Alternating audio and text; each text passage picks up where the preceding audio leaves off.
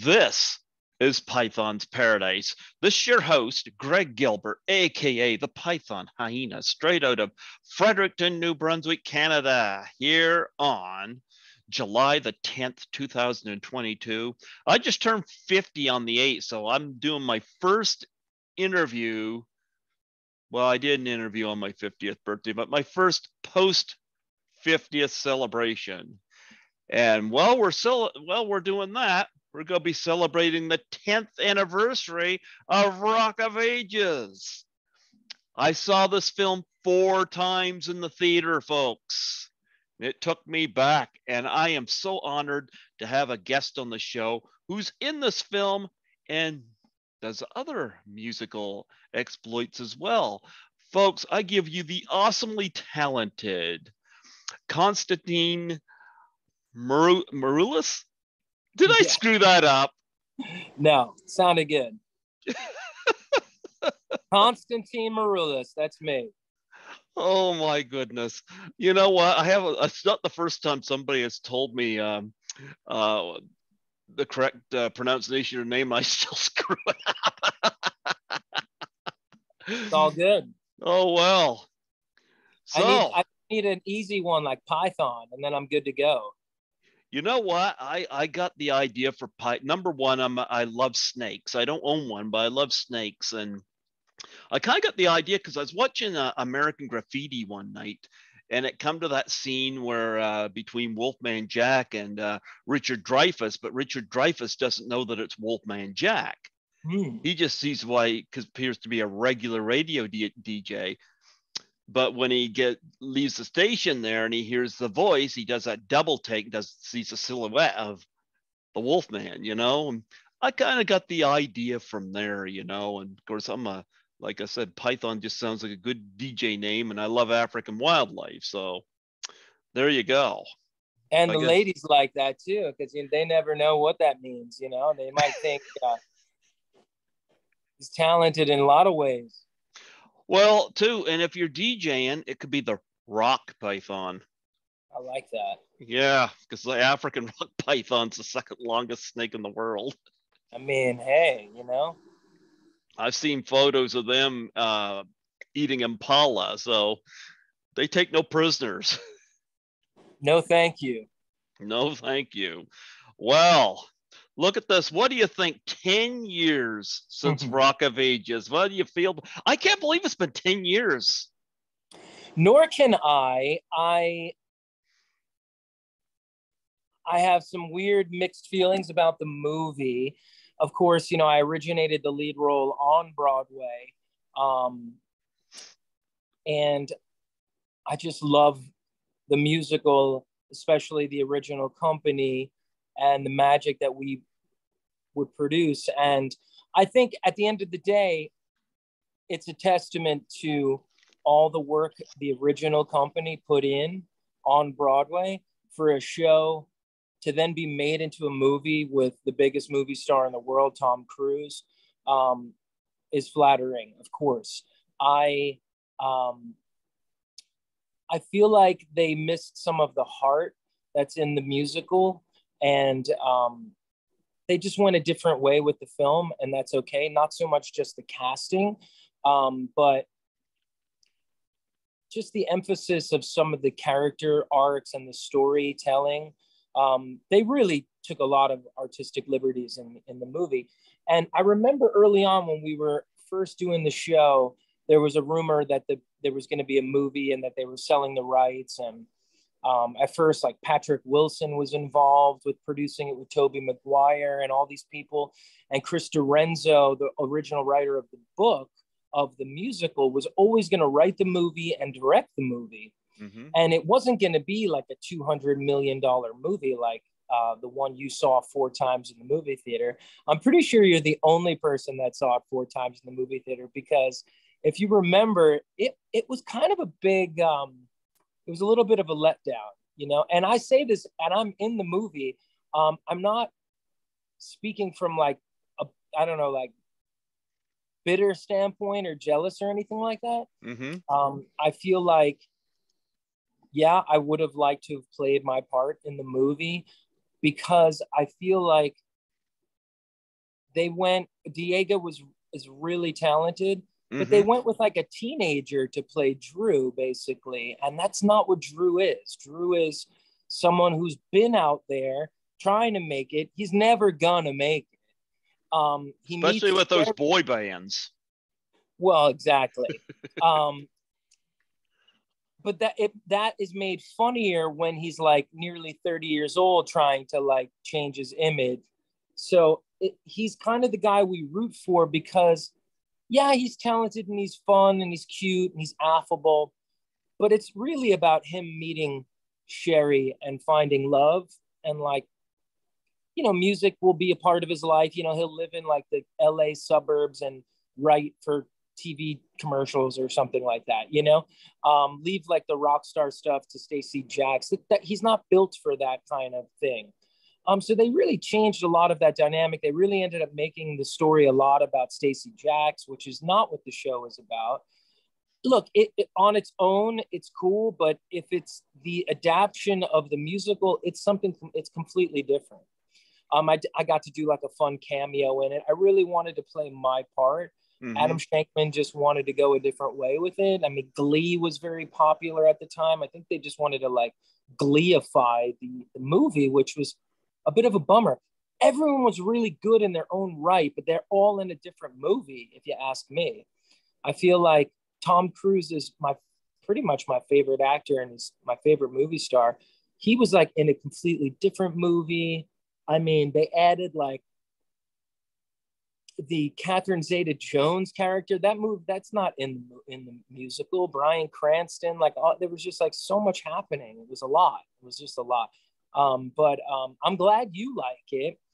It didn't last very long in the theater, but it sort of found a home on cable, on HBO Max, and all of that. And it might end up being one of those, in a way, even though it was a massive budget, it might be one of those sort of underground kind of movie hits, you know, that like I discovered in my 80s and 90s of my youth, you know, not so much the John Waters movies, but in a way, yeah, like people have discovered it. Like, what is this?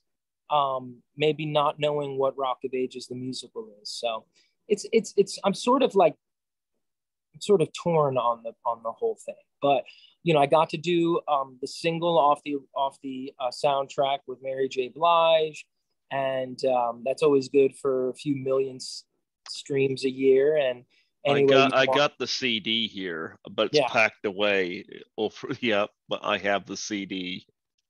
yeah. So that's a lot of fun, and the experience of being on the big movie set. Now, I had been touring the Broadway company tour for a year on the road. And at the end of my tour, I went to Miami and I shot on the movie for a couple of days, and it was a lot of fun.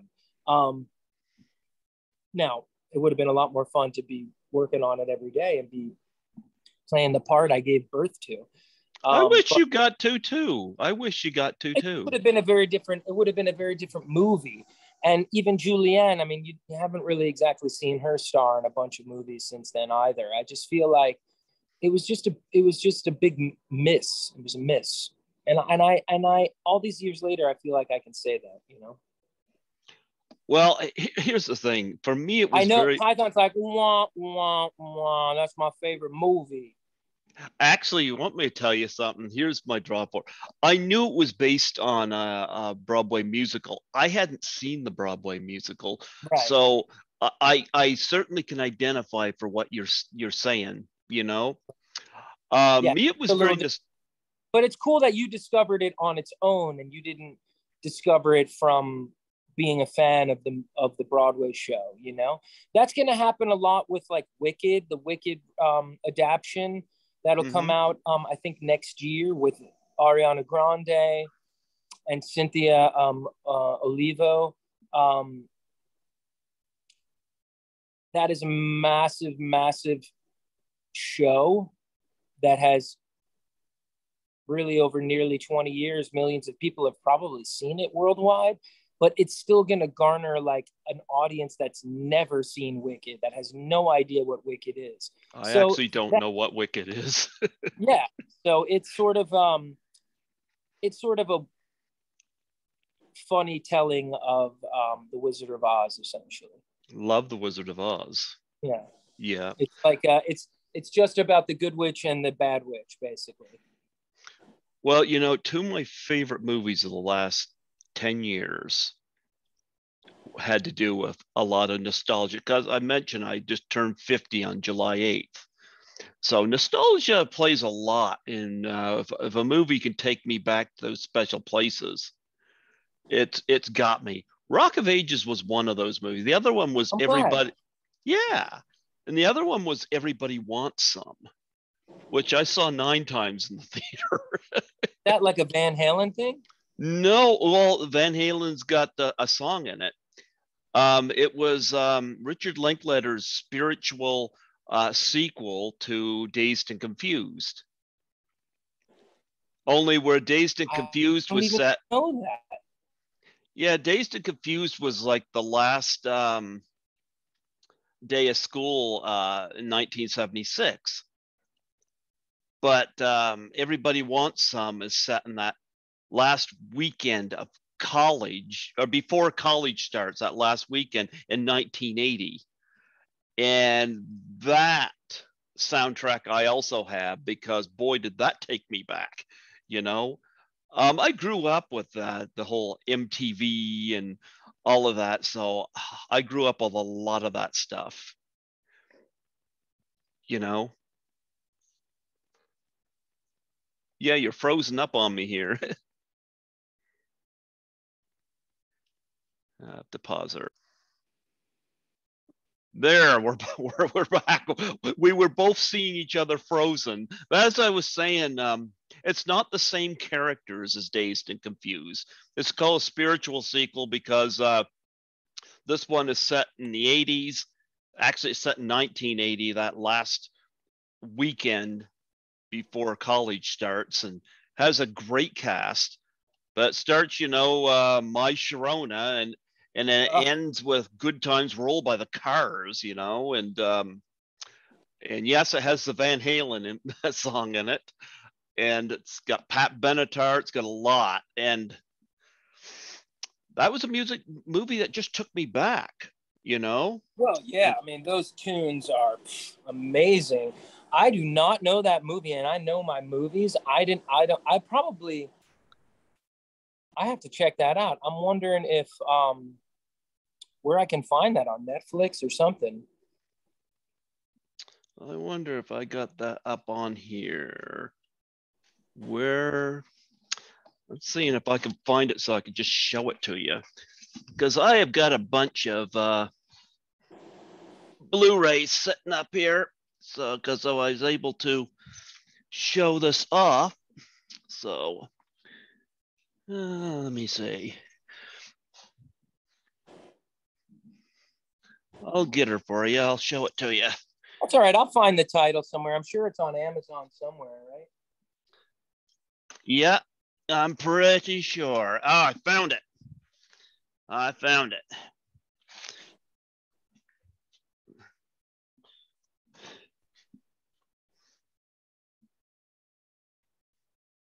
Yeah, that doesn't ring a bell. I'd have to see that. Are there any names in it, like actors that I would know? I probably have seen it and didn't even realize that it was a lot of them are up and comers. Let me see. The spiritual, and how old is it? 2016. Okay, so it's pretty new. So I think I know that. I think I know what you're talking about now. Come here. Yeah. Come up here. Come on. Oh, I'll have to check that out. Yeah, I love that movie. It's not a musical, but boy, does it have a lot of great tunes in it. But now, if you believe it, Cameron Crowe's Almost Famous is opening on Broadway, an adaptation of it this fall. I've interviewed. Wrote it. Yeah, I interviewed the drummer in that band, You know, the one that got his name's Yeah, escaping me right. from Stillwater. Yeah, he was the one on the plane that when they were going down, he He's like, said that he I'm was. gay. Oh, he was a great guy to chat with. Yeah, I had him on here, and I had Zach Ward on here too, who appears in that, who was in Postal and A Christmas Story. Right. Which guy is he in Almost Famous? You, I don't know who he was, but you see him he's got he got red hair and he has a beard in it, which I never seen him with a beard before. Cool, So, cool. Well, they but have a great cast and everyone's pretty psyched about it. I wanted to play the Jason, what's his name? The singer in the band. He's like, I'm only the goddamn singer. He's chasing after the bus. Jason Lee is the actor. Jason Lee, there you go. Jeff Beebe is the name of his character. Jeff Beebe. Mm-hmm. Yeah. Sorry, I have my Yankees on, so that's why I keep checking over there to see what's going on. It's very intense. That's okay. Yeah. I like the fact that the Yankees are joining in on this interview.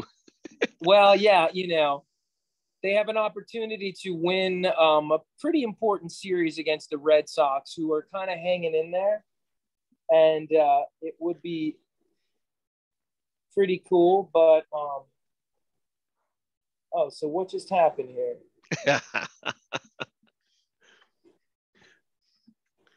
Did they screw up? Did they screw up while you were on here? No, they are. They're doing okay. They were, you know what? You know what did screw me up? They were showing highlights from something else, and I was like, "What the hell?"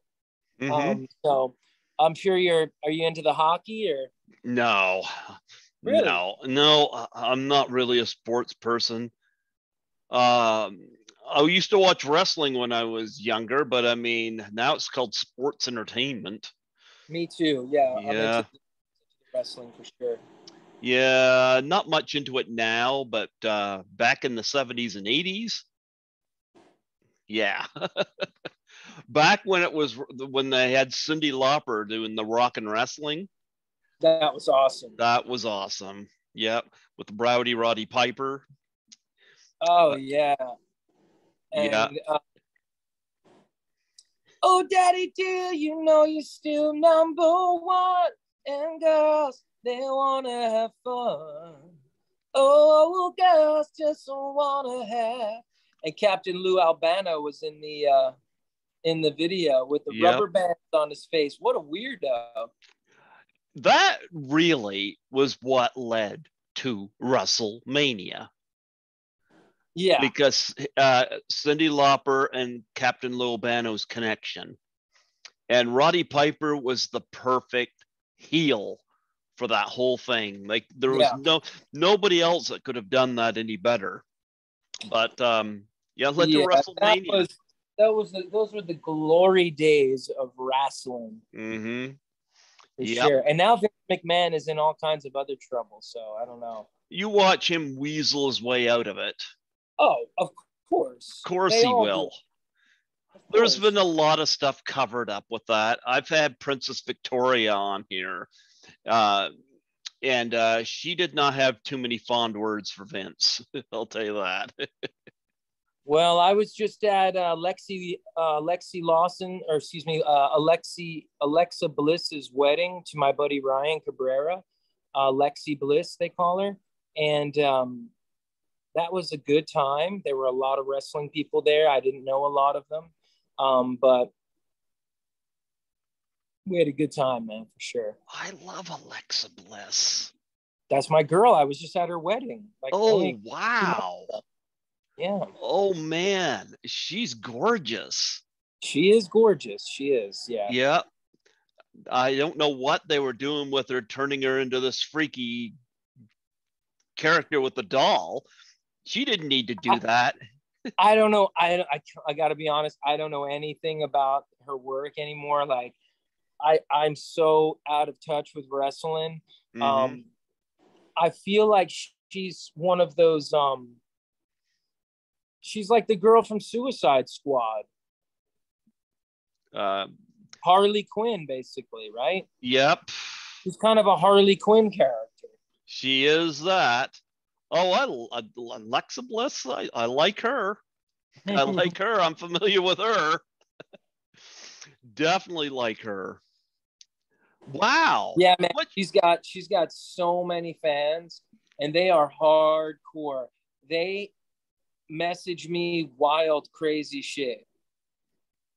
And I'm only like friend adjacent to her because her husband now, Ryan, is a dear friend of mine, but I don't see him every day. But like if we surface in some pictures together, I'll just get pummeled with terrible hate messages from her fans, like in my direct message. It's weird. Why? I don't know. People are fucked, man. You want me to tell you one of the things I like about her?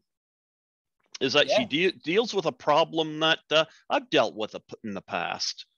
She's dealt with depression. Oh, yeah? Yep.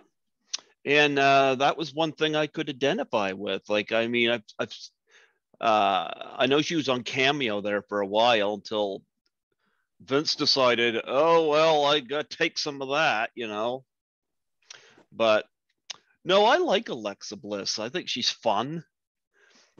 Yep. I think she's really cool.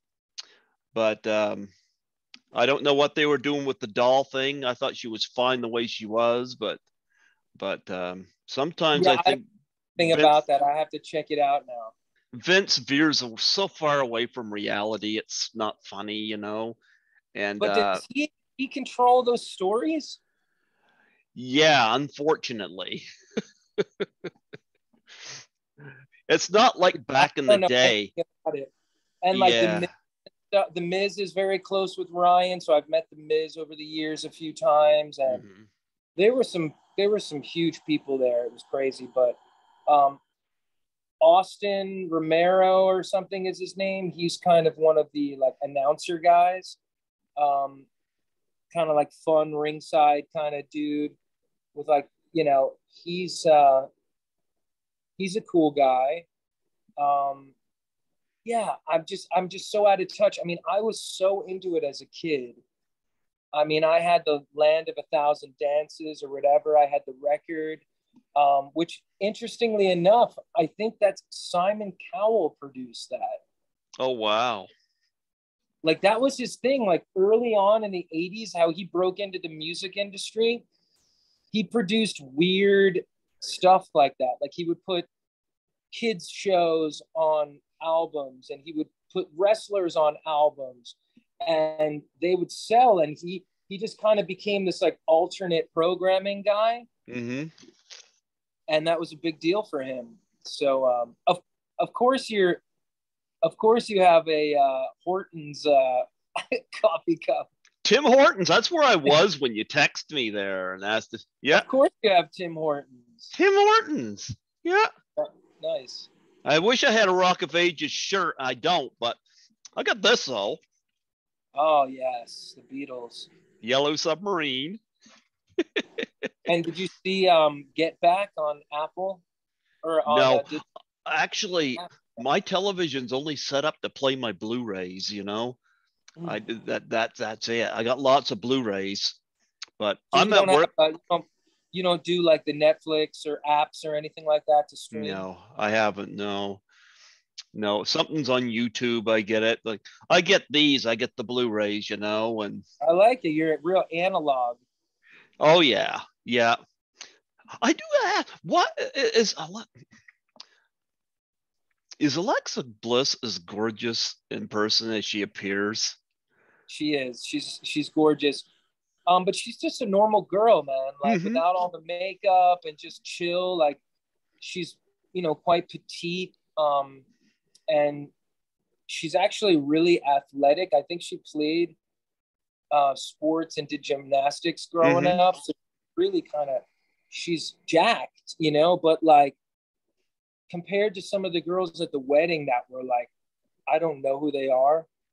They were like really big girls, like fuck you up, man. Like, she's not big like that, but she's super athletic, you know? I Yes, heard but she was a cheerleader. maybe, I don't know. I don't know. I don't know. I like Alexa Bliss. Yeah. I think the women's division right now in wrestling is better than the men's division. Well, yeah, because they finally let them wrestle instead of making them just like divas or like these sort of, you know, ornaments. You know, they were like, if you want to fight, then you can fight, you know? And then I feel like,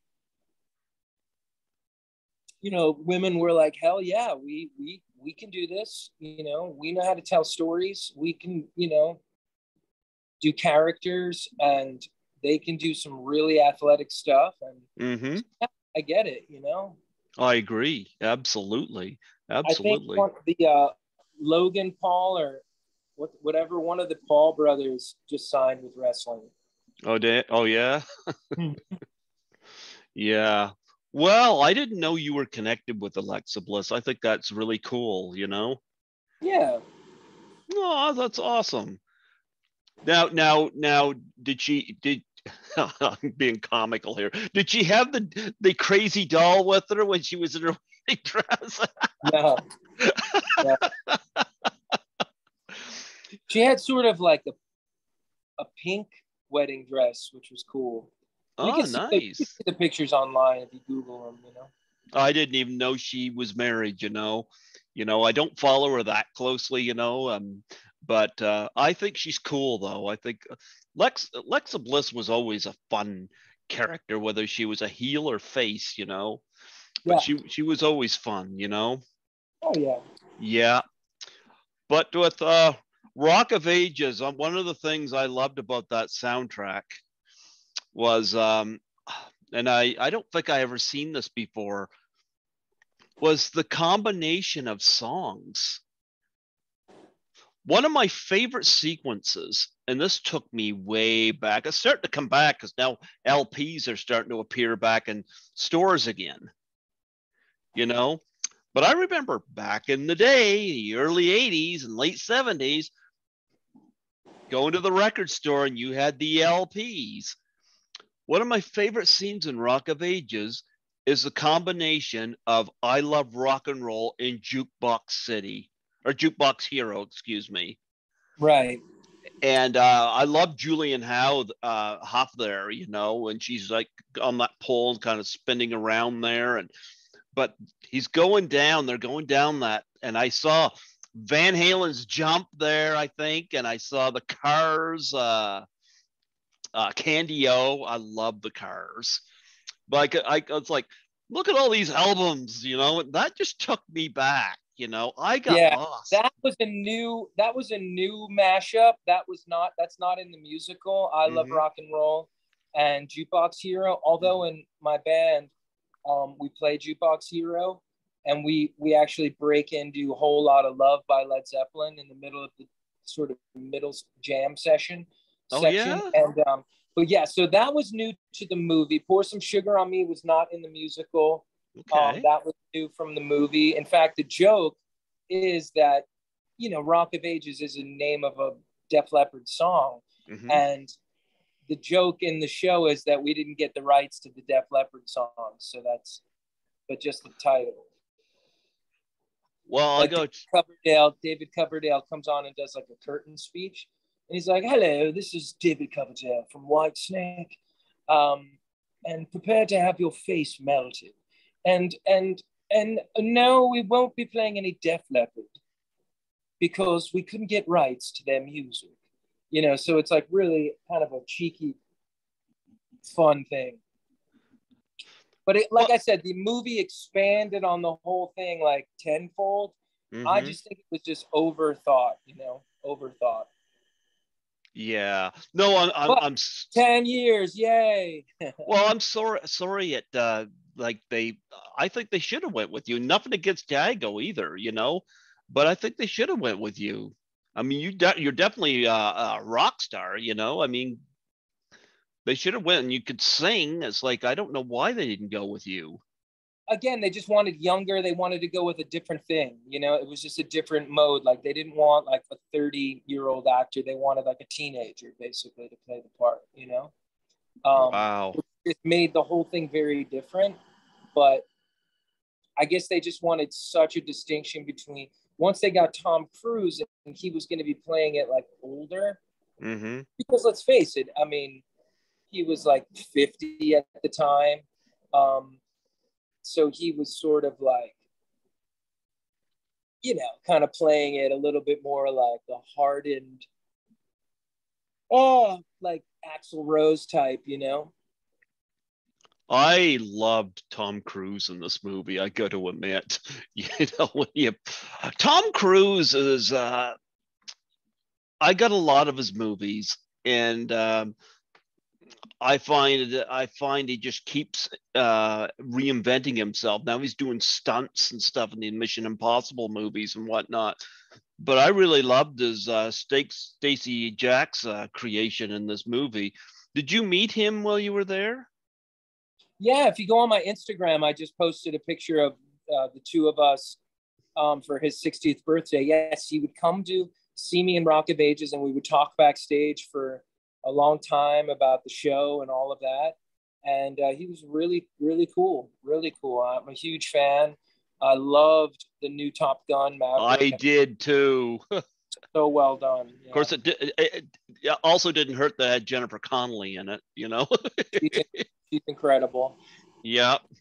But, and I wasn't a fan of the old Top Gun, strangely enough. So this one here, I was like, wow, this I thought this was an even better movie, you know? But how long were you shooting on this movie? Because I know your part's not very big in it. Yeah, just a couple of days. Yeah. Who all from the cast did you interact with? Like, I'm not just on the camera, but I had met Julianne and Diego, and I was in a car getting picked up from the hotel with Paul Giamatti. And so there was a little of that. No Russell Brand or Alec Baldwin. And that's it. Mary Jane and I were in the studio at different times. So yeah, so it was good times.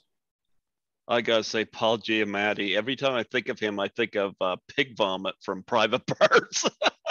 My favorite. I love Howard Stern. So I've had a couple people from that movie on here too, so I love that movie, and I love Howard Stern. But what was your favorite song mashup in the movie? um honestly, if I've seen the movie once, that would be probably a lot. Um, but my favorite from the show that I Oh, think is also in the movie okay. is don't they do a Heaven medley? Where it's like saying I love you is, you I know, extreme into Mr. Big. Hold on, little girl. Show me what is done to you. Did they do that? And then it I goes into how I love the way you move, I think so. Yeah. sparkle in your eyes. I love Heaven Isn't Too Far Away by, I think that's Warrant. Yes. That's a great Okay. mashup. That's a great mashup. Um, I love rock, or no, what is it? We're not going to take it, and we Built we This built City. the city. Yeah. Right. Yeah. So talk about the since I haven't seen the music. Let's talk about that a little bit because you're more involved with that. Talk about the differences between the movie and the musical. Well, yeah, the musical is just very different. I don't Mm-hmm. know. I mean, it's really about Drew and Sherry, Mm-hmm. their love story. Um, there is no basically the mayor is like this goober, and this evil developer wants to essentially like level the Sunset Strip Okay. and basically destroy rock and roll and build like, you know, shopping malls and all of this.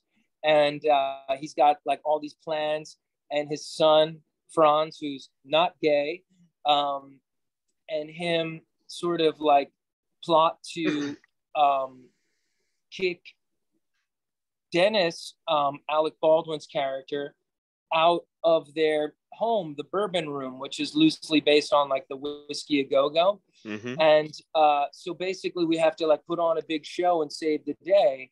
And he's, you know, he doesn't want to, but he's forced to call Stacey Jacks back to the club where he got his start to like help him save the day and like put on a big show and like, you know, save the club, right? Mm-hmm. But the movie expanded on that in a different way. Like they made it about the mayor's wife being some staunch sort of Republican, sort of like based on all those 80s kind of Republican wives, like was it Bob Dole's wife or something that was like very Could outspoken? be. Yeah. Yeah. And like she was like some, you know, represented like the Christian right, you know, and that was just also weird to me. They expanded the Constance Sack character, who's like basically one of the girls in the ensemble, interviews Stacey Jacks. They made that a huge like love affair with Stacey Jacks. That was so odd to me. Mm-hmm. So it's just very different. But the good news is I may be working on a version of Rock of Ages that may be coming to Canada. And so we'll have to, you know, I would likely come on as producer and play a very different part. I would probably play a different part. You know, I won't speak more than that, but. Play Dago. Come on. Well, I can't because we just haven't, you know, sorted it out yet, but you'll be the first to know. Oh, I'd be open to. Obviously, it would either be, let's say, like Dennis, Lonnie, or Stacey. So it would be. You make a great Stacey Jacks. Yeah, I could do that maybe, or you know, yeah. So we'll see. I heard Alec Baldwin did not like this movie, and I'm sitting here thinking, this is a guy that's made shit like Pearl Harbor and The Cat in the Hat and Thomas and the Magic Railroad. I'm like, count your blessings, man. He took the check. They probably coughed up like $5 million for him, and he took it. And he probably worked 5 days on it. You know, I thought he and Russell Brand were hilarious together in this. You know, I'm sure he's not much singer, so I guess it was hard for him. That's true. You know, that's true. These days they can make anyone kind of sound like they sing, although they didn't help Russell Crowe very much in Les Miserables. That was pretty bad. Well, let's talk music, because you know you are a magician or a musician, and I'd like to hear some of your background and what led you to want to get into music. Yeah, man. I mean, I just grew up with it in my house. My brother is a professional musician and artist, Ethan Maroulis. He's been in tons of like goth bands. He's older than me, 11 years older. And he was always like working for labels and stuff like that. So he kind of got me into like classic rock and dark underground music and David Bowie and stuff like that. And but also he dug musicals like I do, and so that was pretty cool. And yeah, it sort of started like that. I was into everything as a kid, from MTV pop to hair metal to hip hop and rap, and I loved everything, classic rock. But I also always loved musical theater, you know, the classics like West Side Story and Stephen Sondheim. But I also loved really the rock opera, like Jesus Christ Superstar and the Who's Tommy and things like that. So that was really sort of my kind of introduction to music. It just came at me like full force I was always blessed with like this like huge singing voice. Mm-hmm. So I just from early on, I was always singing and belting and you know, then playing in bands and doing shows at school and stuff. Mm-hmm. So that sort of came together for me. Like by high school, I was playing in bands and doing musicals, and then I just started kind of doing stuff professionally, and it just kind of worked out for me, you know. Do you have a favorite instrument? You know, I played the trumpet growing up, which I think is a really Oh, cool instrument nice. for a singer because it's, yeah, in a way, it's sort of like similar, you know, it's like an extension of the voice. It's like breath control and like Mm-hmm. lips and lung capacity. And it sort of sings, you know, trumpet, like it sort of sings. So I've always liked the trumpet and different versions of the trumpet. A muted trumpet can sound so cool. A French horn is beautiful, and so yeah, I mean that's a really beautiful instrument for me. Yeah, Oh, nice. Oh, nice. Now you mentioned musical. West Side Story, was that your favorite musical growing up? it probably is my favorite musical, and I watched the movie as a kid with like my family, Mm-hmm. and it was just a big bonding experience for us. And I just always loved it. Wow, the Yankees are getting hosed right now. It sucks. You're not on here though, so there you go. You're in better I don't know shape what than they are. happened. That sucks. It's all right. No, you But mentioned I too, love huh? West Side Story. I love West Side Story, and I love the remake. I think it was beautifully done. I Mm-hmm. don't know if you saw it. Mm-hmm. Spielberg crushed it. Crushed it. I did see the remake. Yep. I watch a lot, so I don't know if you saw this. Um, did you watch the new Obi-Wan Kenobi? Are you? Oh, you're not. You don't watch streaming shows. No, but I've seen all the movies in theater. In fact, I saw the original trilogy at the drive-in when they came out. Wow. Yeah. Star Wars, Empire Strikes Back, and Return of the Jedi. We don't have drive-ins here anymore, but back in the day we did, and we saw all three of those at the drive-in theater. That was something. There is a drive-in across the New York State border over here in Warwick that's pretty cool. I Mm-hmm. went to one movie there last year with my family. That was fun. I Mm-hmm. remember I was too young for Star Wars, but I remember as basically a baby, um, a toddler, my father taking my sister and I to see Empire Strikes Back. There you That's go. what, 1977? No, Star Wars was 1977. Empire Strikes Back was 80. Okay, so I'm five in, yeah, so that makes sense. Because I was like, I wasn't two. So I'm five, and I go see Empire Strikes Back with my brother, excuse me, my sister, and my father. But then 3 years later or so, Jedi comes out, right? In Mm-hmm. 83. So I'm like 8, and my brother's like 19. So, and he was out of the house, and he was like this mythical character to me, you know? I basically grew up like a lonely only child because my sister and brother are much older. So he came home one day and he's like, "Come on, we're going to see Return of the Jedi." And it was like the biggest deal to me. And there were lines around the block. We ended up staying and watching it twice. And it was just so excellent. I loved Jedi. And Mm-hmm. that was my first experience with like the big Star Wars boom and the toys. After that, I had to have everything. Yep. Then GI Joe, and then I got more into like baseball cards and stuff. And I love toys. Netflix has a great series called "The Toys That Made Us." Yeah. You would dig it. That's really good. But you know, I think Disney's done a really good job with a lot of these adaptions. The Mandalorian is excellent. I hear Uh, that. Yeah. Boba Fett was cool. Um, So interestingly enough, some of these fanboys, like this, so Variety dropped this article this morning I woke up to.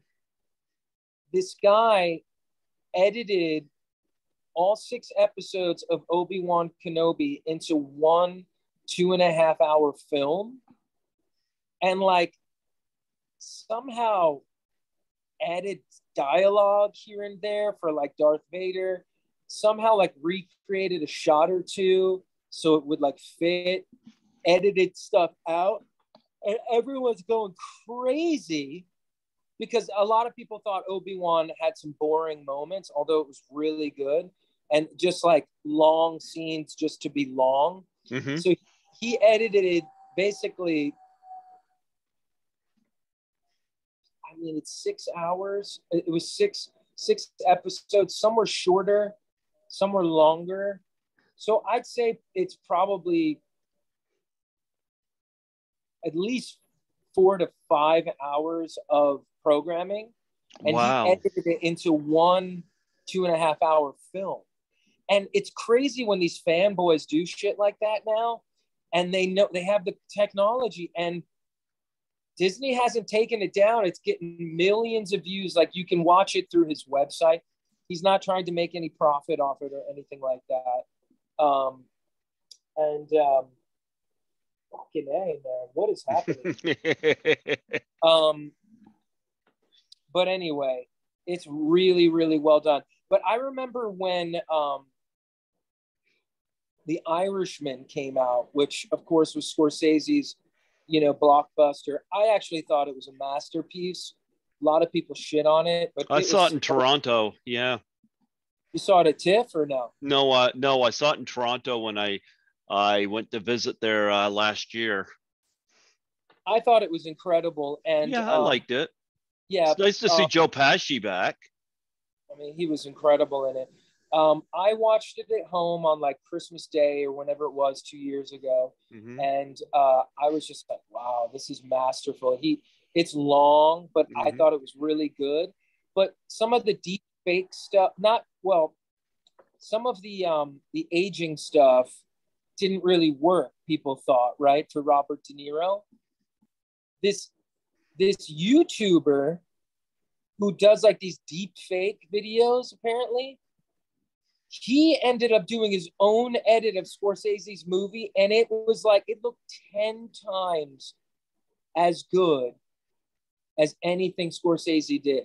Like, oh, wow. He made De Niro actually look 25 and 30 in it.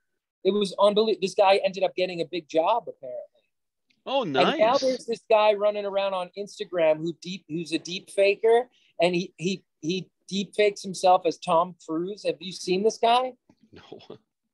This guy's insane, and he looks just like Tom Cruise because he kind of he's all the mannerisms, and he superimposes somehow Tom Cruise's face onto him. So it's just wild, man. People are doing wild shit for sure. So with Rock of Ages, if let's just say you had the chance to redo this movie, what stuff would you do differently? We would spend a lot less money, and we would focus on story. We wouldn't worry about stars because everyone thinks they need big stars to sell a movie. And if you... And you're correct. Yep. You can see the talent that's on Broadway every night of the week. There's more talent there that can make any film at any time. And it's not just on stage. It can be done on screen of any sort. It's wonderful to have big stars, sure, and I love them. But this needs to be Chris Lorenzo directing it. It should have been more like Hedwig and the Angry Inch. Did you ever see that film? I haven't, but I know what one you're talking about.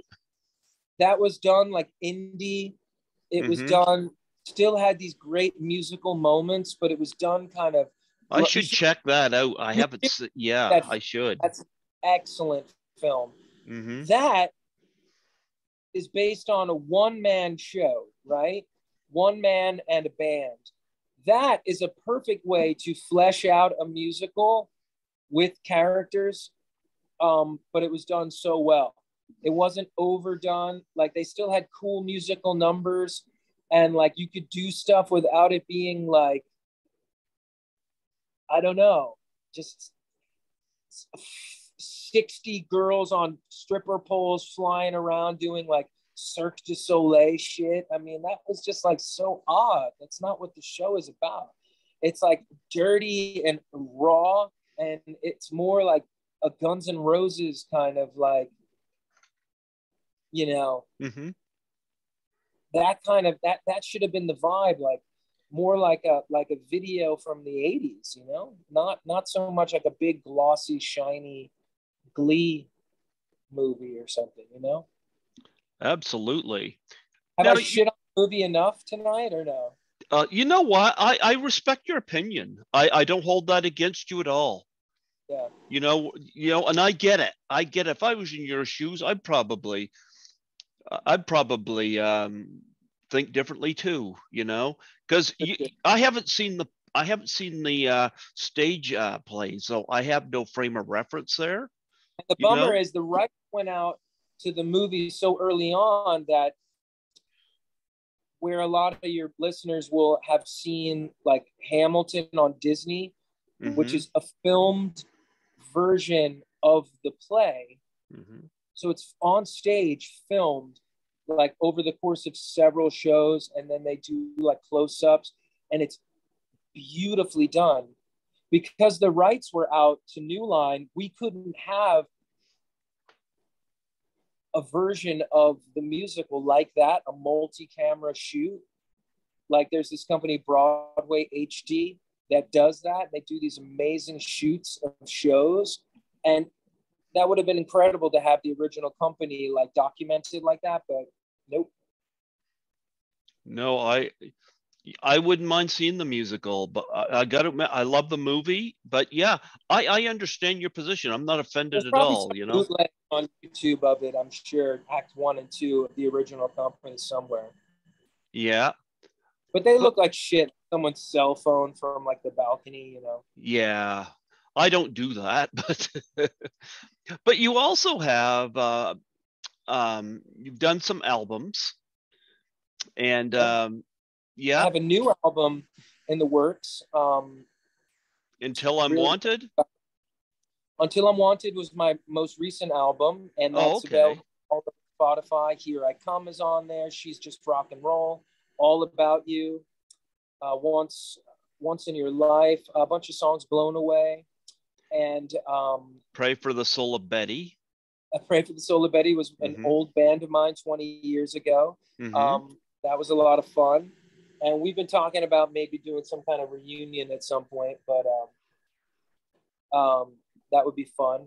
But I have a new album, a new solo album in the works, and Okay. I have a bunch of songs done. We're really excited about that. And I've been touring with an act called Foreigner's Journey, which is sort of my extension of Rock of Age. It's a big classic rock production, but it's a band, Mm-hmm.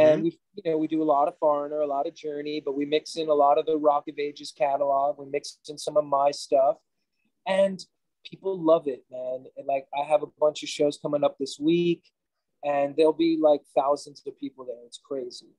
So it's a good gig, and I've been auditioning for more films. I auditioned for this De Niro film last week, and Bobby Cannavale. So Mm-hmm. there's a good part in it for me. I mean, so hopefully I hear something about that in the next week or two. Like that would be cool. But yeah, and so it's been cool, you know. And I'm a dad to an 11-year-old, so I'm just kind of full time dadding it most of the time. Do you have kids or? No, I just got a kitty. Nice. Just a That's kitty. that. That's important. Yeah, I never wanted kids. But I'm good taking care of a cat. You know, Yeah. I think having kids is a tremendous responsibility, and I don't think I have the patience or even the time for it. Yeah, Right. Well, yeah. I I was got, going to ask. I got this kid too. Look at that! Look at that big kid. Gee, my kid is hiding. My kid is hiding. See if I can get him to come around. I don't This know. is her sleeping time, but Yeah. I was going to ask you, what was it like when you first um, got in front of people to sing? Was you nervous about it, or talk about Oh that yeah, I had experience? funny. I was doing Broadway Con today, Mm-hmm. and New York City, and we were talking about this. And I used to have extreme stage fright, Mm-hmm. and so I had to get over that. But how you get over that is just life experiences. Getting back right back up on stage every time, keep failing until you don't anymore. Mm-hmm. And I started playing in bands, and when I played in bands, that sort of gave me confidence, and so that was really good for me for sure. Okay. And so it took me a while, but now I'm very, very comfortable on stage. Oh yeah, practice makes perfect. Where's the most memorable place you've ever performed? Hmm. Tokyo has always been really cool. Oh, nice. I performed in Guam. I Okay. performed um, toured in Australia at Rock in Rio. I performed at Rock in Rio in Mm-hmm. Brazil, and that was probably the craziest thing for me because um, there were like 100,000 people there. So that was wild, and yeah, so some cool stuff. But I think the American Idol experience was insane because when I Mm-hmm. was on there, like the entire world was watching. I mean, it was like so long ago, but like 30 million people a night would tune in. It was like practically like the Super Bowl every night. It's wild. So that was insane. But you couldn't like think about how many people were watching, or you'd get freaked out. Mm-hmm. So you just kind And of you had made it to. quite far in that too. Yeah, for sure. I was a finalist, and Mm-hmm. that was a good time. Yeah. And acting, I haven't seen any of these, but I'll let you promote them. You've got a few film, like I looked up the trailers of some of these. A Nice Girl Like You play a DJ. Yeah, with Lucy Hale, she's a big like, television star, Mm-hmm. and yeah, that's a good one. Yeah. And you have another one I checked out, trailer for Chronicles of a Serial Killer. Yeah, with the late DMX, the legendary hip hop artist. Mm-hmm. Who else is in that? I can't remember. Um, See, I'll click on it here. Oh, Dominic Swain. Dominic Swain. Yep. Yeah. Yeah. Yeah. And you have Dark State. Dark State. It's Yeah. an indie I did in the New Jersey Pine Barrens, where I play like this Satanist cult leader. And I did a film with Roger Spottiswoode, I'm just looking at that too, either side of the night. Yeah. who you would know either side of midnight. He did some of the Bond movies in the 90s. Yep. And he, I mean, he wrote Turner and Hooch Mm-hmm. and wrote like 48 Hours. And like, he's an old school guy. Like, he wrote a lot of like the buddy like flicks in the 80s that we grew up with, 48 Hours, like, Was it Terror Train he did too? yeah, it's just like wild Yep. shit. And like his first film, I think he was Oscar nominated for. Um, I can't remember the name of that, which was like these reporters go and they get like, I think it was a true story about these reporters getting trapped in like some terrorist um, country, but I don't remember. But yeah, so I've been doing a little bit more of the film stuff. Now I'm getting looks for like the way bigger films. Mm-hmm. Do you But like that's how acting? I do Okay. very much. Yeah, I've been teaching a lot, Mm-hmm. and I grew up as an actor. I was rereading. Peter Brook died recently, prolific, stage director and teacher and author. And he wrote this incredible book called The Empty Space. Mm-hmm. And I was rereading that the other day. Just my mind was just like fucking blown. So yeah, been doing some cool stuff like that. I think I'm sinking deeper and deeper into this couch. It's been a long day for sure. But Oh you're like yeah. hyped up on your Tim Hortons. Oh yeah. Well, I work at the hospital as a cleaner. So I've been a COVID cleaner there, that's what I do for money. I do this. I love doing this, this is something I do for enjoyment. And it's been a lot of fun. I've been doing this podcast, and well, I've been with the station since 2015, but I've been doing the podcast part since, no, station I started with at 2005. But I started the podcast part in 2015.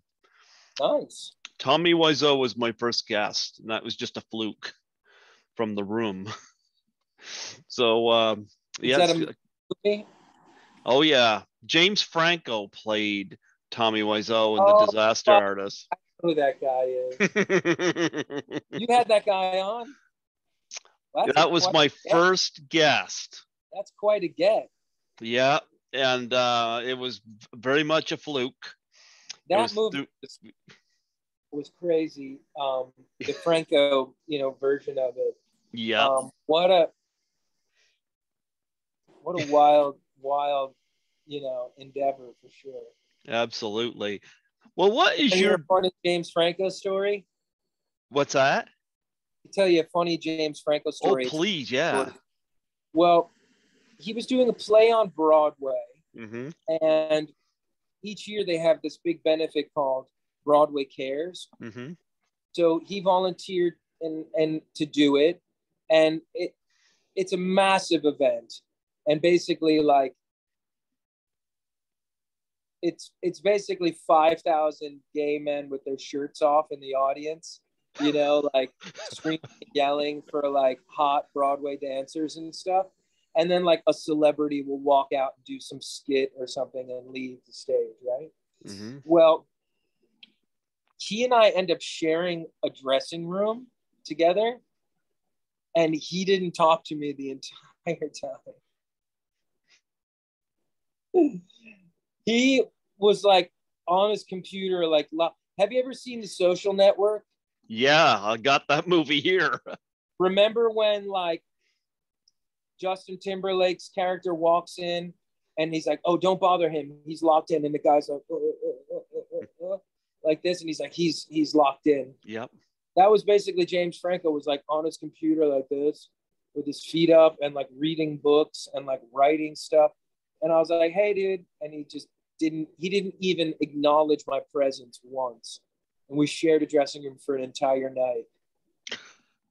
So that was awesome. And like his entourage were like, don't worry about him, he's just working. And I'm like, okay, cool. Whatever. I'm acknowledging you. It was awesome. It was the most like big time shit I've ever seen ever. And that was pretty cool. Do you have a dream project? I do. Yeah. I sort of have the Tom Brady answer on this. Okay. Tom Brady, the legendary 7-time world champion, football player. My dream project is like the next project, if you know what I mean. The next vehicle I can help create, like I did Rock of Ages from the ground up, where I get to do and utilize all kinds of strengths, where I'm like challenged and where I can use my range to do stuff that's unexpected, whether that's like a musical vehicle, a film, a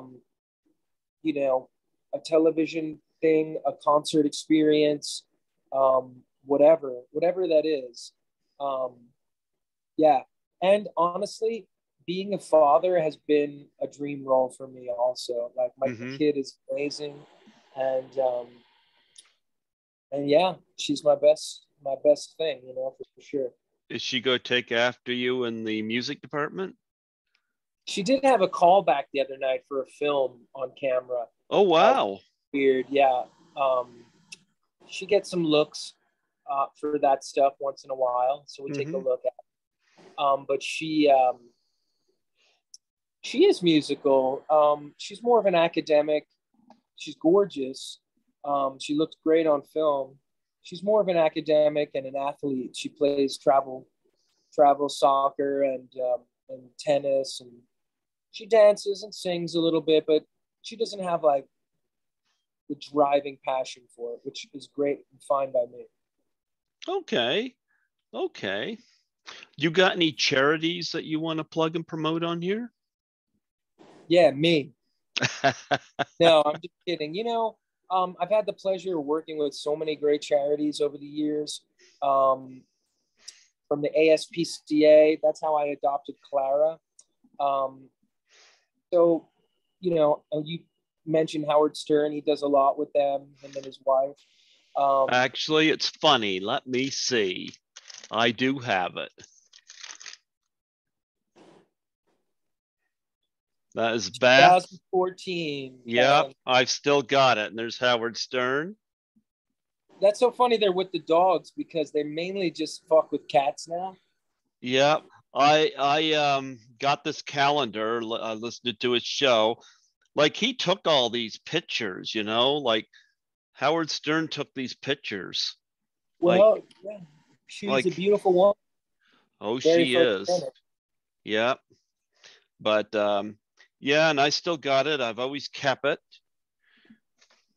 There they are licking an ice cream cone. Have you done that with your dog? Maybe. Do you ever do the something about Mary thing with your dog? Hell no, that's gross.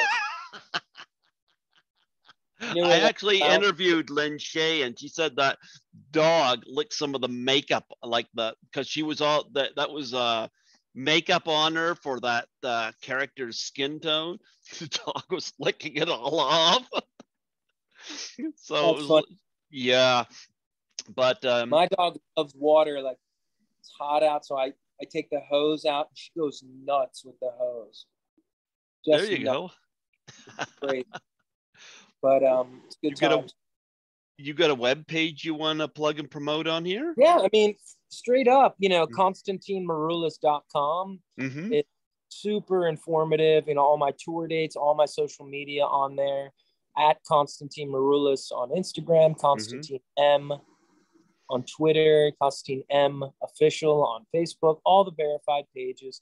But really, ConstantineMaroulis.com is where it's at. All my tour dates and upcoming projects and press stuff there. And yeah, man, I'm just happy to keep it rolling. I got a bunch of shows coming up this summer. I'm playing next week in the States, a bunch of shows with Foreigner's Journey, and the new album will be out this year. And I'm not quite sure what I'm going to call it, but I'm kind of feeling two titles right now. One is Bring Back Forever, and one is just Daydream. And because those just happen to be two songs that I wrote for this record that I'm pretty stoked on.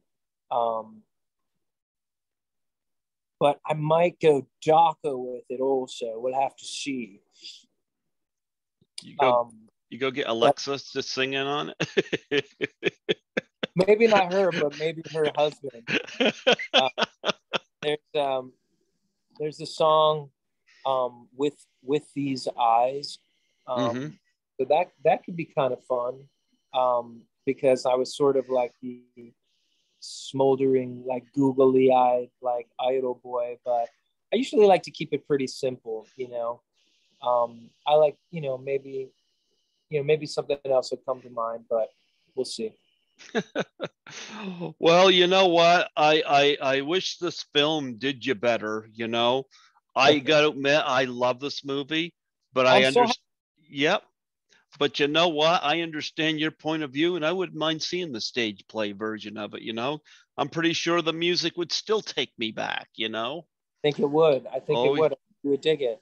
But I'm Yep. happy that you like the film and that I don't. And we'll definitely catch up again. And thank you for having me, you and your cat. And thank you for doing what you do, man. Thanks for keeping, the hospitals clean and like so people can work and take care of people that really need it. I appreciate it. Appreciate what you're doing. Oh yeah, I've been putting in a lot of time at the hospital working, and yeah, it's good money, and I had to get that because the job I had before I wasn't making enough to live, so I was glad to get that job, and I'm glad to be able to still do this. Do you Yeah, ever man. get? That's cool. I was Cool gonna that you ask, do have you a ever? creative thing to do too as well. Yeah, I was gonna ask, do you ever get to do the conventions? Yeah, I do some of them. Like I said, I did this Broadway con today. I do Okay, something called Chiller, which is a huge Chiller. chiller. Chiller actually sort of predates even Comic Con. It's like the original fan con. Mm-hmm. Um, I get asked to do a lot of them, but like, I don't know, man. You get sort of stuck doing those, and like it's great to meet the fans. You can make really, really good money, Mm-hmm. travel around and stuff. But like, I'm trying to do like still really do a lot of the people that I see there. A lot of them are not performing or acting anymore, and I'm still really busy. So like, the Jersey one is easy, Chiller. So I'll do that maybe every other year or something. I'll probably do the one in October. And it's a lot of fun. And oh man, I used to go wild. Like I'd stay for the weekend and like let's just say there were some fun girls doing that come into those conventions. So it was a good time. What's the most? This is a question I ask all my guests. What's the strangest thing you've ever been asked to sign?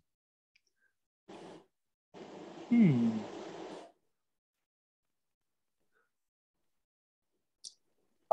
Well, someone's skin so that they can tattoo it to their skin. I hear that a lot.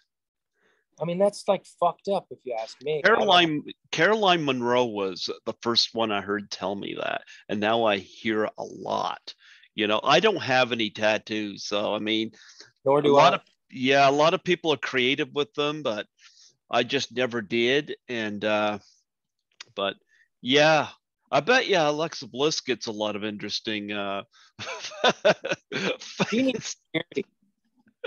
Huh? I don't know what it is. Like that the wrestling thing. Like people are really obsessed with those stories, and it's deep. It's deep, bro. I've had Roddy Piper's son and daughter on here, and I'm still in touch with Ariel, his daughter. That we did a tribute to Piper. I've had James Ellsworth on here. He was funny. Did Piper die? Yeah, he's gone. Yeah, he's gone, right? Yeah, I was so sad when he left us. Um, but yeah, his daughter's funny. I'll tell you that. Um, I've had Princess Victoria on here a couple times, and she's coming on a third time. I don't know So who that is. she retired in 1984 due to a neck injury, Hmm. you know, but she and Velvet McIntyre were tag team women's champions. And, Oh shit! Of course, I remember that name. you know, Velvet I McIntyre. love Velvet McIntyre. Oh my Wait, have you goodness. heard that? Speaking of which, before I forget, I know you like Howard Stern. Uh Have huh. you heard that crank call that Richard has done with like that cable access wrestling show where he Yeah. just calls up and he just starts naming all these Yes. that is maybe the best bit ever on the show. It's one of the best bits ever because it's so real. He's like, Junkyard Dog, Tito Santana, Ronald Hillbilly Jim. And then like he's going into like the most obscure names after that, like, and they're like, mm-hmm, yeah, and he just keeps naming them and And naming. then they hang up, and then he calls back and he says, well, yeah, it was really great back in the time when it was, and he'd go on, go Kabuki, Blue Meanie, and it's My God, what the hell, bro? Yeah. Oh my good. I still got I got some of those LGN, the rubber ones. Remember the Oh, thick rubber ones that they had yeah, back in the 80s? I got yeah. a bunch of those at a flea market, and I got some of them at Comic Con, And Well, I was up for this monster Marvel and Disney animation. I mhm. do a lot of voiceover stuff, and I'm always in the mix on these like massive, high profile um, projects that I can't even talk about because I always have to sign a Mhm. non-disclosure. But one of them was so big, and that definitely would have put me back in like the Comic Con sort of like circuit because those shows all get heavily promoted at those. This one in particular is just is going to be massive, and so I'm hoping that one of those will work out again, and it'll get me back into that Comic Con zone for sure. Well, I'll tell you what. Next I need year, some. I need some hot cosplay girls in my life for sure. well, your friend married Yeah, Alexis, and she's definitely hot. yeah, yeah, for sure. Yeah. But I'll say this: I'll put you on my roster for next year. Okay. And yeah, so in 2023, we'll connect and we'll get some updates, and you could talk about upcoming projects and this and that, because I really enjoyed it. It was an honor to have you on here, and I And gotta, you too. yeah, Thank you, Greg. yep. I love the fact you have a nice connection with your. Is it your daughter? Yeah, Your daughter? Milena. Yep. You have a nice connection there. And I got to do a little shout out for Soraya for connecting us. Yep. She was pretty awesome in dealing with me and making this work. I know we had a little bit of a glitch with the time zone situation, but but you I know looked what? at it again yesterday and it said 1 p.m. Eastern. Yeah, I So it's know. just so crazy. Here's the thing. If I put it in 1 p.m. Eastern, then what happens, because you're an hour behind me where you are, the Zoom ends up going it'll say now going, and then when I get to it to actually start it, it's gone. So I'd have to redo the whole thing. So it's really weird because there's no place on the record Atlantic Canada, Mm. you know? So nobody knows. I swear when they say the Ultimate Warrior was from parts unknown, I'm like, he must have been from New Brunswick, because nobody knows where New Brunswick, Canada is. Nobody knows where we are. When they say the Part unknown. parts unknown, must be New Brunswick. Nobody It's knows where so we funny. are. All those things that they used to say, like, had just become such hooks. And like we never thought about it at the time, like intestinal fortitude and parts unknown and just these like funny phrases of speech, figures of speech, just that just so odd that it came from wrestling. Oh Really, yeah, yeah. yeah. Gorilla. They'd say that about the Ultimate Warrior, and Bobby Heenan would be on commentary saying something like, "You mean to tell me there's no where does his checks get mailed?" The Ultimate Warrior, that was the shit for me. When that guy came out, that was like I had never seen anything like it because I think he might have been the first guy to come. Like I was so into the Hulkster, and Mm-hmm. like all these guys, like I love Junkyard Dog, Mm-hmm. and but when when the Warrior came out, it was like, oh, what? Who is this guy? He's crazy. He's got this hot girlfriend. Like what the hell? Elizabeth. Did No, she that's die Randy 5 years? Savage. You're thinking about Randy Savage. Oh yeah, the Warrior didn't have Elizabeth. That's right. That was Savage. Fuck. But well, I forgot. I think the Warrior banged Elizabeth also, though. Well, according to a thing on YouTube, there was a shoot video the Ultimate Warrior did, and he addressed Hulk Hogan. And I guess according to that video, Hulk Hogan's uh, offered his ex-wife up to people. According to that,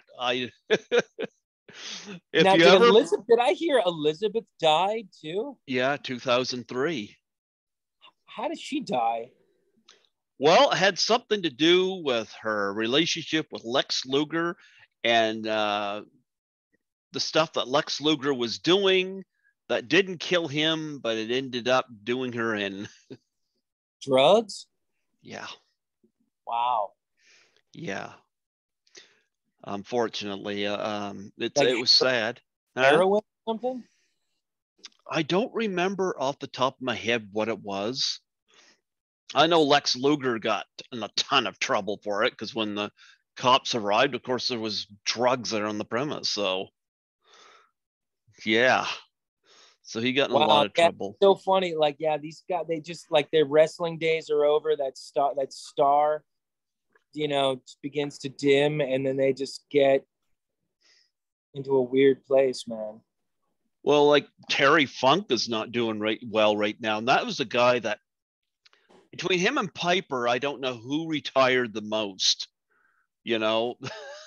But Terry Funk just couldn't pull himself away. And that guy, he was the hardcore king when it comes to putting his body on the line, the stuff he did. Right.